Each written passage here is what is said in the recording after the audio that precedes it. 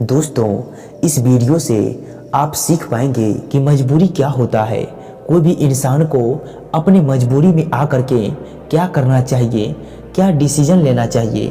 तो बने रहिए इस वीडियो पर। एक समय की बात है कि एक नगर में एक युवक रहता था। वह युवक बहुत ही गरीब था। उसके पास कुछ भी पैसा नहीं था।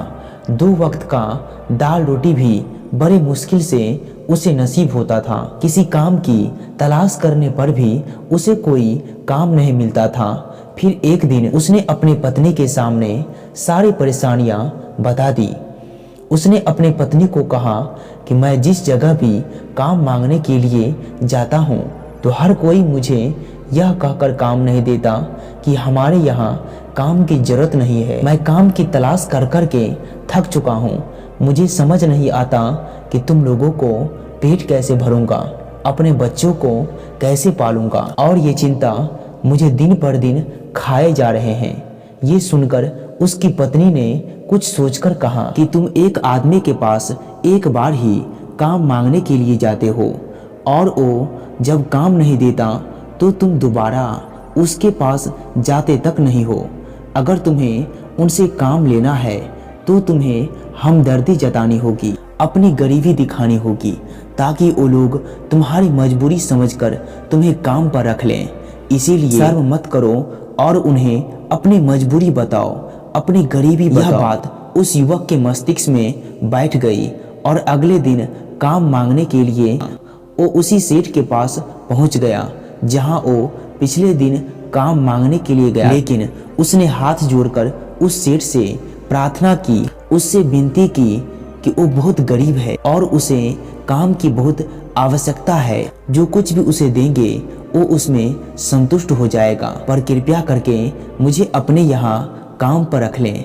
उसकी ये हालत देखकर उस सेठ ने उसे अपने यहाँ काम पर रख लिया। वो रोज वहाँ पर काम पर जाने लगा। अंदर ही अंदर वो खुश तो था, काम तो मिला, लेकिन उसे वेतन दूसरे लोगों से कम मिलता था। वही काम जो दूसरे लोग कर रहे थे उन्हें ज्यादा वेतन मिल रहा था और इसे कम वेतन मिल रहा था। जब वो इस बारे में वो अपने सेठ से कहा तो सेठ ने कहा, देखो भाई, तुम्हें काम की जरूरत थी, मैंने तुम्हें काम दिया। मेरा धन्यवाद करने की बजाय तुम मुझसे शिकायत कर रहे हो। ये सुनकर वो युवक वहीं पर चुप हो गया। बात कहीं न कहीं सच थी। सेठ ने तो उसे उसकी मजबूरी के हिसाब से ही काम दिया था और इसीलिए वो उसे अपने अनुसार ही वेतन देता था। लेकिन धीरे धीरे उसने ये बात अपने सगे संबंधियों और अपने दोस्तों को भी बताना शुरू कर दी कि उसका सेठ कैसा आदमी है और उसे कितना वेतन देता है। समय बीतता रहा। वो युवक पूरी लगन के साथ अपना काम करता रहा, लेकिन अब परिस्थितियां बदलने लगी थी। उस युवक से काम ज़्यादा लेता था और उसे वेतन बहुत ही कम देता था। ये बात उस युवक के मन को बहुत ही खलती थी। दूसरों से ज़्यादा मेहनत कर रहा था और उनसे कम वेतन पा रहा था।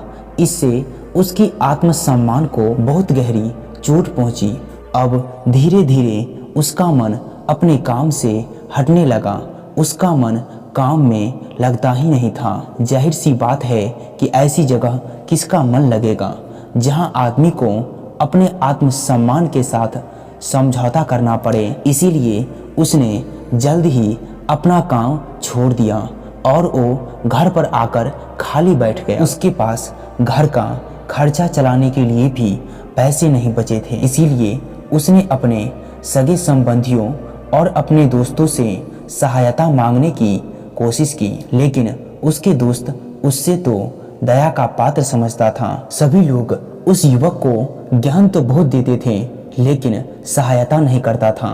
और अक्सर ऐसा ही होता है, ज्ञान देने वाले तो बहुत मिल जाते हैं, लेकिन मदद करने वाले कोई नहीं मिलता।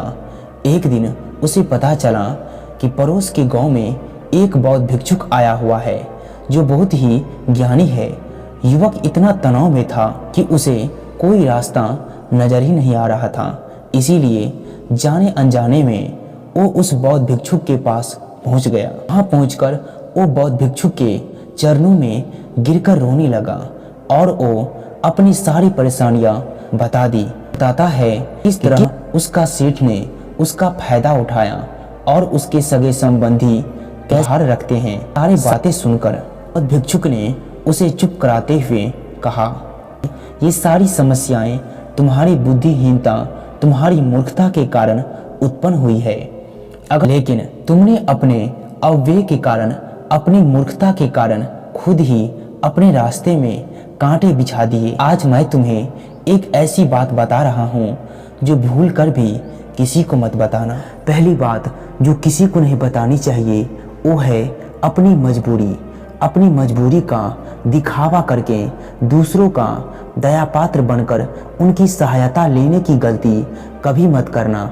हो सकता है कि आज वो तुम्हारी मजबूरी देखकर तुम्हारी सहायता कर दें, लेकिन वो तुम्हारा फायदा उठाने से भी नहीं चूकेगा।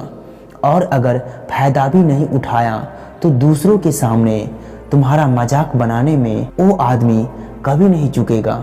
इसीलिए कभी भी अपनी मजबूरी का दिखावा मत करो। अगर घर में रोटी है, सूखी रोटी है, तो वही खाकर सो जाओ, लेकिन दूसरों को इसके बारे में भनक तक नहीं लगनी चाहिए। जरा आप खुद सोचो, मजबूरी बताने का क्या प्रयोजन होता है।